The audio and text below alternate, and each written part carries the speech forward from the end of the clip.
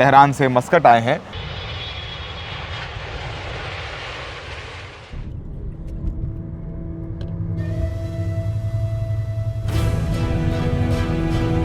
इसी सी of Oman में Fujairah है, यूएई में, जहां पर ईरान ने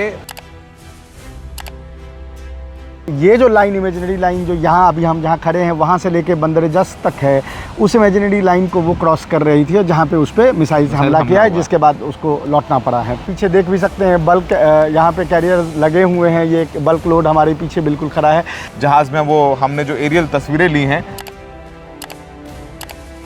ओमान भी स्ट्रेट ऑफ हॉर्मुज का आधा ओन करता है। बिल्कुल। तो हिंदुस्तान में जो आप गैस जला रहे हैं या फ्यूल का इस्तेमाल कर रहे हैं, वो सब इसी ओमान सी से ही निकल करके आता है।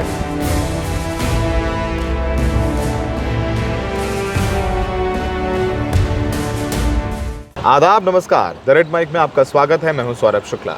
एक और बेहद एक्सक्लूसिव तस्वीर और रिपोर्ट लेकर के हम आपके सामने हाजिर हैं। हम इस वक्त सी ऑफ ओमान के तट पर हैं, मस्कट, ओमान की राजधानी। और आप लगातार सी ऑफ ओमान का नाम सुन रहे होंगे।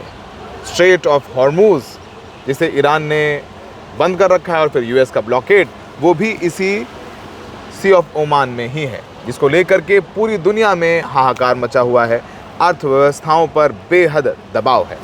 तो ये बहुत इम्पोर्टेंट रिपोर्ट हम आपके लिए लेकर के आए हैं, क्योंकि इसी सी ऑफ ओमान में फुजैरा है, यूएई में, जहां पर पिछले 2 दिन पहले ईरान ने मिसाइलें मारी, दागी, ताकि जो फुजैरा से ओपेक से हट करके यूएई तेल बेचने की कोशिश कर रहा था वो रुक जाए, क्योंकि स्ट्रेट ऑफ हॉर्मुज को बाईपास करके ओपेक से निकल करके, तो जाहिर सी बात है कि स्ट्रेट ऑफ हॉर्मुज तो ईरान ने बंदी कर रखा है, लेकिन ओमान सी में भी ईरान ने अपना दायरा बढ़ा लिया है। हमारे साथ सौरभ कुमार शाही साहब मौजूद हैं, और हम लोगों को लगा कि यहाँ पर ज़रूर आना चाहिए और बात करनी चाहिए, क्योंकि ये सबसे सिग्निफिकेंट सी ऑफ ओमान है, क्योंकि ब्लॉकेड यहीं पे है, यूएस ने यहीं ब्लॉकेड लगा रखा है, और ओमान सी से ही गुजर करके स्ट्रेट ऑफ हॉर्मुज पार करना है, चाहे इंडिया से जा रहे हैं, और वहाँ से इंडिया आना है तो भी सी ऑफ ओमान से ही जाना पड़ेगा। यानी जो यहाँ से जाएगा और जो यहाँ से आएगा उसे टोल देना पड़ेगा।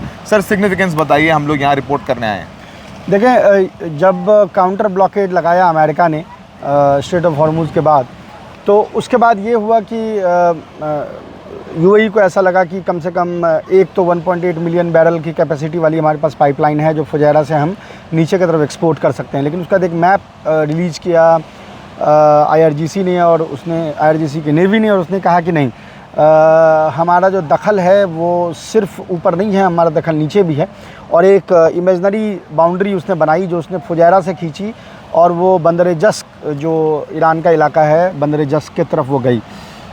उससे पहले ये जो इमेजिनरी लाइन थी ये एग्जिस्ट नहीं कर रही थी, यानी जो भी ब्लॉकेड था वो ऊपर की तरफ था। बिल्कुल। अब जाहिर है कि इस लाइन को अगर आप मैप पे देखेंगे, जो अभी हमारे दर्शक देख भी सकते हैं, हमने अपनी स्क्रीन पे दिखाया है, आप अगर इस लाइन को देखेंगे तो फुजैरा से एक स्ट्रेट लाइन बंदर जस्क की तरफ बन रही है। परसों आपको याद होगा जब यूएस ने कहा था कि हम इसको ब्लॉकेड को तोड़ने की कोशिश कर रहे हैं, तो जो उसने कहा था कि हमने डिस्ट्रॉयर, हमारा डिस्ट्रॉयर जो है वो स्ट्रेट ऑफ हॉर्मुज से पास कर गया है, तो वो बेसिकली एक स्लाइट ऑफ हैंड था, क्योंकि वो बेसिकली ये जो लाइन, इमेजिनरी लाइन जो यहाँ अभी हम जहाँ खड़े हैं वहाँ से लेके बंदर जस तक है, उस इमेजिनरी लाइन को वो क्रॉस कर रही थी, और जहाँ पे उस पर मिसाइल से हमला किया है, जिसके बाद उसको लौटना पड़ा है। तो जाहिर है कि ये जो न्यू रूट्स बनाए हैं, हालांकि मुझे लगता है कि ये रूट आगे मेरे ख्याल से ईरान इस पर इंसिस्ट नहीं करेगा, लेकिन फ़िलहाल जब तक यूएई के ऊपर प्रेशर डालना है और यूएई को बताना है कि भाई ज़्यादा चतुर नहीं बनने की ज़रूरत है, तो वो चतुराई कम करने के लिए ये जो लाइन ड्रॉ की गई है। तो जैसे आप इनफैक्ट पीछे देख भी सकते हैं, बल्क यहाँ पे कैरियर लगे हुए हैं, ये बल्क लोड हमारे पीछे बिल्कुल खड़ा है, और ये बल्क लोड जो है वो अब यहाँ से समझना मुश्किल है, पर मेरे ख्याल से इधर कोल या तो इधर आ रही है कोल लेके, या यहाँ से पेट्रोकेमिकल जो बाई प्रोडक्ट्स होते हैं, क्योंकि बल्क कैरियर में बाई प्रोडक्ट्स जाते हैं, तो वो हो सकती है, यानी फर्टिलाइज़र हो सकती है, या इस तरह की कोई चीज़ हो सकती है। बट इसके अलावा और कोई ट्रैफिक इस तरफ से अभी नज़र नहीं आ रहा है। एक ज़ाहिर है कोस्ट गार्ड की बोट बहुत दूर नज़र आ रही है, पर वो कोस्ट गार्ड की बोट है। बट इस बल्क कैरियर के अलावा यहाँ पे कुछ भी नहीं है। बट ये मैं बता दूं कि ये कनकेव मिरर शेप है, तो जाहिर है कि इस कनकेव मिरर के पीछे की तरफ आपको और शिप्स जो है नज़र आएंगी।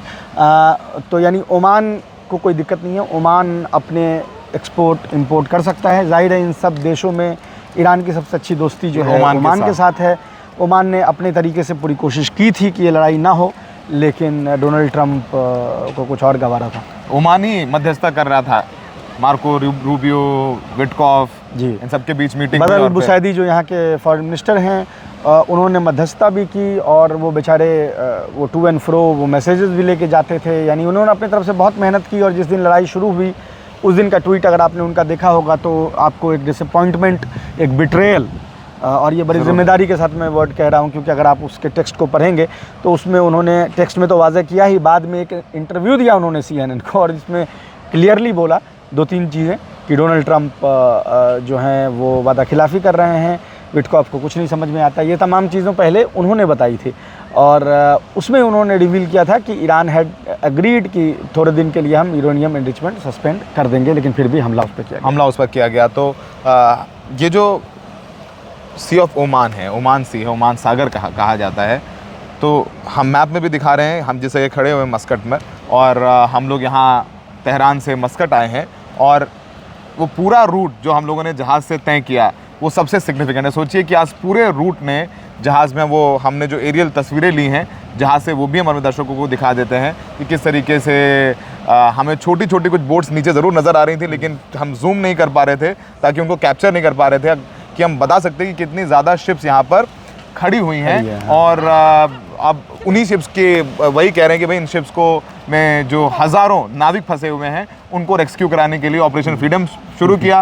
फिर 2 मिसाइल जब मारी ईरान ने अमेरिकी वेसल पर, उसके बाद 2 दिन में ही जो है ये लोग बाप कर गए। अब कह रहे हैं कि नहीं, अब दुनिया देखे उसको क्या करना है। एपिक फ्यूरी भी हम बंद कर रहे हैं और बातचीत चल रही है। बैकग्राउंड में हमने इस्माइल बगई से बात की, और शाही साहब ने उनसे पूछा था कि अभी आज नेगोशिएशंस कहाँ स्टैंड करते हैं। तो उन्होंने कहा कि भाई हम प्रपोजल देख रहे हैं, पढ़ रहे हैं, जान रहे हैं, और ये बातचीत चल रही है, डिप्लोमेटिक स्टॉक्स चल रहे हैं, और अगर हम अग्री करेंगे तो फिर हम पाकिस्तान को बता देंगे।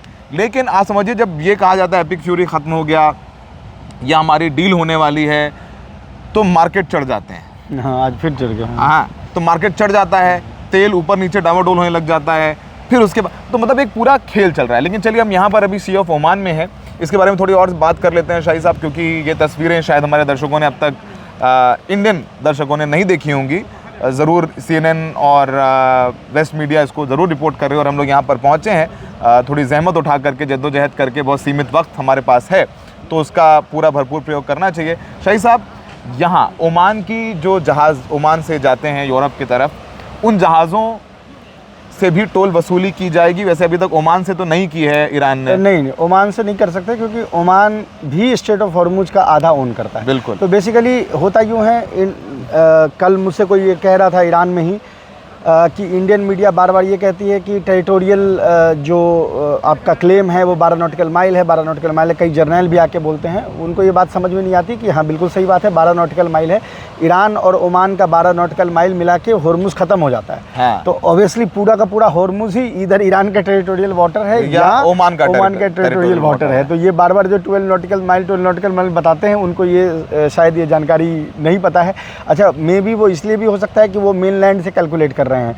ईरान के आइलैंड्स हैं जो ईरान के सॉवरेन टेरिटरी काउंट होती है। जब आपके सॉवरेन टेरिटरी समंदर में अंदर के तरफ है, तो उस सॉवरेन टेरिटरी से 12 नॉटिकल माइल काउंट किया जाता है। ये सारी चीज़ें टेक्निकल एस्पेक्ट्स हैं, इसको बिना जाने कमेंट जो है वो नहीं करना चाहिए कि हाँ ये टेरिटोरियल वाटर नहीं है, वो तो 12 नॉटिकल माइल ही है। 12 नॉटिकल माइल वहाँ से है जहाँ उनका लास्ट आइलैंड है। यही तो पूरी की पूरी लड़ाई चाइना और उसकी साउथ वहीं तो दोनों कृत्रिम आइलैंड बना रहे हैं, इसीलिए कि जहाँ पर वो कृत्रिम आइलैंड बना देंगे वहाँ से टेरिटोरियल वाटर शुरू हो जाएगा।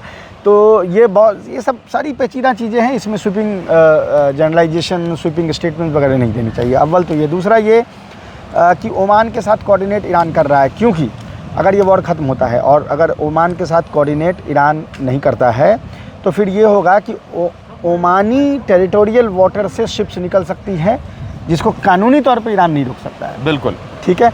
तो वो जब भी होगा मैकेनिज़्म, ये दोनों के कोऑर्डिनेशन में ही मैकेनिज़्म होगा। बहुत से बहुत ये हो सकता है कि ओमान, चूँकि अच्छे रिलेशनशिप उसके हैं ईरान के साथ, तो ओमान ये कह सकता है कि हम अपने हिस्से का टोल माफ़ करते हैं दुनिया को, आप अपने हिस्से का मतलब ओमान और ईरान के बीच तो बातचीत हो जाएगी, उतना कोई मसला नहीं कोई है। मसला नहीं। लेकिन ईरान ने साफ कर दिया है कि वो अब उसका हक है टोल वसूली करना। Exactly. और वो इंटरनेशनल लॉ के तहत कह रहा है, भाई इंटरनेशनल अंतर्राष्ट्रीय कानून के तहत हमारा हक है वसूली करना। हमने कल पूछा उनसे कि इंडिया से भी टोल वसूली करेंगे कि नहीं, उन्होंने बोला हम इंडिया से टोल वसूली क्यों करें, हम तो वो कर रहे हैं जो हमारा अंतर्राष्ट्रीय हक है। बिल्कुल। तो एनवायरमेंट, अच्छा, वो कई बार क्या होती है कि ये जो डिप्लोमेटिक जो जार्गन होते हैं, जो लेक्सिकन होते हैं, वो चीज़ें डिसाइड करती हैं। ईरान बार बार ये कहता है कि टोल नहीं है, हम फ़ी ले रहे हैं, और फ़ी जो है वो जाहिर है कि वो उस चीज़ का ले रहे हैं कि जो उनको सिक्योरिटी प्रोवाइड की जा रही है, और सिक्योरिटी के अलावा जो एनवायरमेंटल डैमेज है उसके नाम पे वो ले रहे हैं।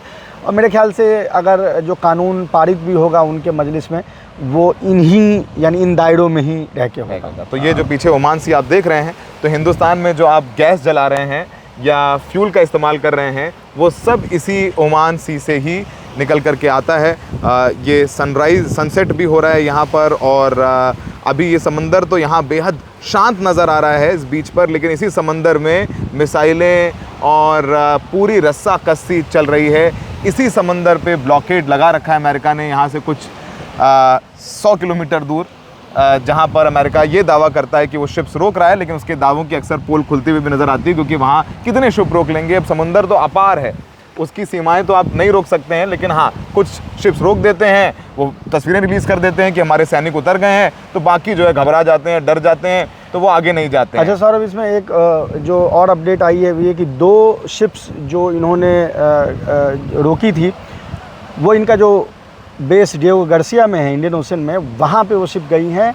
और जो सोर्सेज वो ये कह रहे हैं कि वो इसलिए भेजी गई है क्योंकि पाकिस्तान ने, भारत ने, ओमान ने और इवन यूएई ने उन शिप्स को बर्थ करने से मना कर दिया। यानी अमेरिका को कह दिया कि ये पायरेसी के अंदर लिए गए शिप्स जो हैं वो यहाँ पे बर्थ नहीं करे जाएंगे। इसमें भारत भी शामिल है। भारत भी शामिल है। तो ये रिपोर्ट है और हम यहाँ तस्वीरें हम दिखाने आए हैं ताकि आपको थोड़ा इस्टेब्लिश कर पाएँ कि कितना इम्पोर्टेंट सी ऑफ ओमान है, जहाँ से 20% तेल, गैस और उससे ज़्यादा तो हीलियम, बहुत सारी चीज़ें जो जाती हैं, लेकिन फिर भी मान के चलते हैं कि 20% ही जाती हैं। तो फिलहाल हमें लगा कि ये तस्वीरें आपको दिखाएं। ये रिपोर्ट देखने के लिए बहुत बहुत शुक्रिया।